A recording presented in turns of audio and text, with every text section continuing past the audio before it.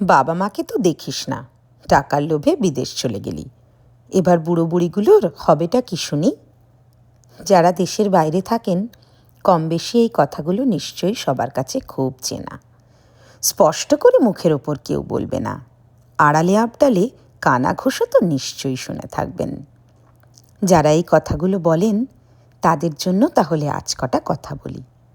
ঠিক কথা, আমাদের বাবা মায়েদের বুড়ো বয়সে তাদের যেভাবে পাশে থাকার কথা আমরা সেটা থাকতে পারি না। এখান থেকে লোকও বলে যতটুকু যা করার দরকার সাধ্যমতো নিশ্চয়ই চেষ্টা করি।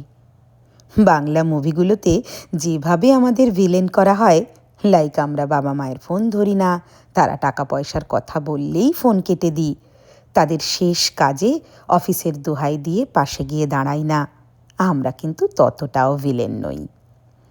আসলে আমরা না বাবা মায়েদের পাশে থাকতে না পারার যন্ত্রণাটাকে বুকের সাইডে একটা পার্মানেন্ট জায়গা করে দিয়েছি, আর সেটাকে বুকে বেঁধে নিয়েই রোজকার জীবনযাপন করি। আপনি বাইরে থেকে দেখলে তা মোটেও টের পাবেন না। তাহলে এবার প্রশ্ন হলো, এতই যখন কষ্ট, তাহলে সব ছেড়ে ছুড়ে দেশে ফিরছি নাই বা কেন? আচ্ছা, কথার কথা, ধরুন আমরা ফিরে গেলাম। চারিদিকে ধন্য ধন্য রব, আরে দেখুন মশাই, কেমন ছেলে মেয়ে বাবা মায়ের জন্য বিদেশের লোভ সম্বরণ করে এখানে চলে এলাম। ছেলেটাকে লড়িয়ে দিলাম পড়াশোনার ইঁদুর দৌড়ে। Kattu next scene. ঠিক কল্পনা করুন 20 বছর পর পরিবারের সকলের মধ্যে সামান্য স্থান পরিবর্তন হয়েছে, যেমন আমরা হলাম এখন বাবা মায়ের জায়গায় আর আমার ছেলে আমাদের জায়গায়। ইঁদুর দৌড়ে জিততে জিততে তখন সে আকাশ ছুঁতে চায়। মনে তার বড় স্বপ্ন পূরণ কে করবে? বিদেশের মাটি তাকে হাতছানি দিয়ে ডাকে।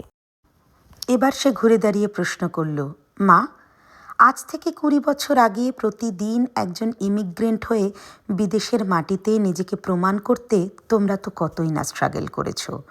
ভাষার সমস্যা, cultural difference, weather difference, racism, সব কিছুর শিকার হয়েছ। ঠান্ডায় কষ্ট পেয়েছ, নতুন বাড়ি সেট আপ করতে লিটারেলি হাত কেটে রক্ত ঝরিয়েছ, লোকের কাছে আশ্রয় ভিক্ষাও করেছ শুনেছিলাম। কিন্তু সব লড়াইগুলো একে একে জিততে জিততে যেদিন স্থিত হলে, সেদিন সব কিছু ছেড়ে এলে, আমাকে আবার দাঁড় করিয়ে দিলে সেই স্ট্রাগলের মুখ। আমার কাছে কোনো উত্তর নেই সেদিন। আবার তাকে শুরু করতে হবে শূন্য থেকে, আর বুকের কোণে অল্প অল্প করে বাসা বাঁধবে বাবা মায়ের পাশে না থাকার কষ্ট, গ্লানি, গিল্ট।